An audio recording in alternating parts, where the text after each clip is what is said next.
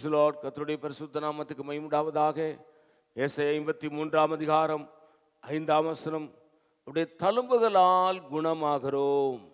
1 யோவான் 3ஆம் அதிகாரம் 8ஆம் வசனத்தை வாசித்து பாருங்கள். வேதம் சொல்லுகிறது, அவருடைய தழும்புகளாலே குணமாகிறோம்.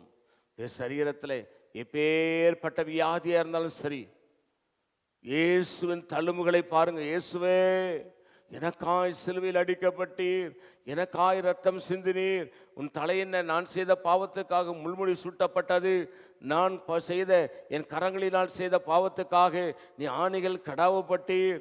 ஆண்டவரே, நான் செய்த எல்லா கிரமங்களுக்காக சிலுவையிலே நீ காயப்பட்டீர், நொறுக்கப்பட்டீரப்பா.